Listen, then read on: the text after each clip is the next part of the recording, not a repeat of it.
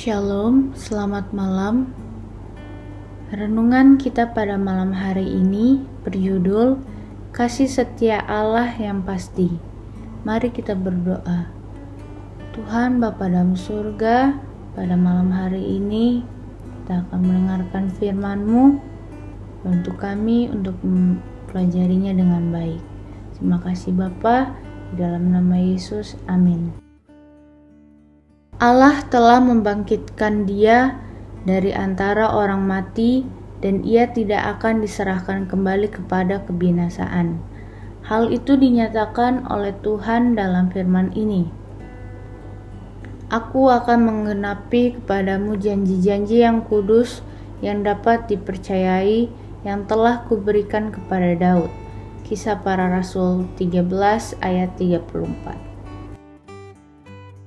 Pada salah satu perubahan yang menggembirakan hati Allah yang penuh kasihan itu, Daud menawarkan dirinya untuk mendirikan rumah bagi Tuhan. Akan tetapi, Tuhan berjanji akan mendirikan rumah bagi Daud. Allah lebih memperhatikan manusia daripada Baitul Muqaddis. Kita patut bersyukur atas sikap Allah ini. Daud berencana mendirikan bait suci itu. Bangsa Israel telah aman di segala perbatasan tanahnya. Mereka tidak perlu lagi memindahkan Ka'bah itu ke tempat yang lebih aman. Bangunan seperti itu dapat didirikan. Itu akan lebih megah dari kuil-kuil orang-orang kafir. Bangsa Israel bersyukur kepada Allah di atas kebaikannya. Allah berkata, "Apa gunanya suatu rumah bagiku? Aku sudah mendiami tenda sejak bangsa Israel meninggalkan negeri Mesir. Aku tidak pernah meminta rumah." Allah mengingatkan Daud bahwa ia telah diambil dari antara kambing domba, telah menyertainya kemanapun ia pergi, dan telah membuat namanya besar. Pertanyaan yang terpendam ialah, apakah Daud hendak membuat Allah itu terkait di dunia ini? Apakah rumah itu akan memenuhi keperluan bangsa Israel kemudian dan 1000 tahun sesudah itu? Inilah salah satu pelajaran yang paling membahagiakan di dalam Alkitab. Allah memberikan kepada Daud bukan apa yang dimintanya, melainkan yang ia dan bangsanya butuhkan, suatu janji yang akan membuat mereka menjadi umat Tuhan untuk selama-lamanya.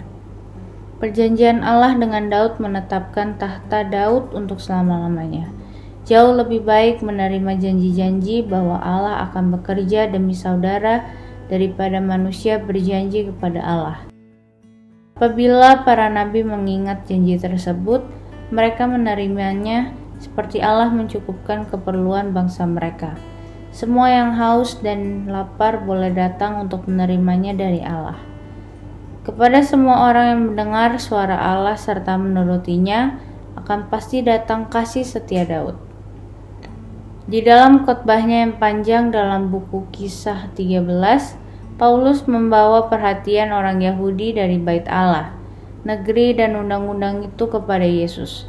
Di dalam Yesus Allah mengesahkan perjanjiannya yang dibuatnya dengan Daud. Ia membawa hadirin yang terdiri dari bangsa-bangsa lain agar mengikuti tuntunan Allah, yaitu agar bersandar pada anaknya. Kepercayaan yang dijanjikan kepada Daud akan menjadi milik bangsa Israel yang baru, bangsa-bangsa lain, dan bangsa Yahudi.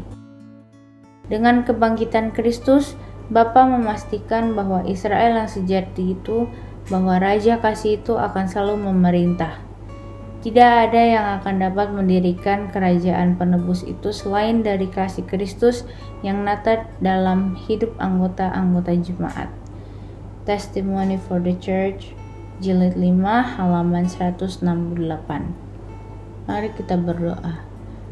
Tuhan Bapa dalam surga, terima kasih atas firman-Mu. Ajar kami untuk menjadi murid-Mu. Terima kasih ya Bapa, di dalam nama Yesus, amin.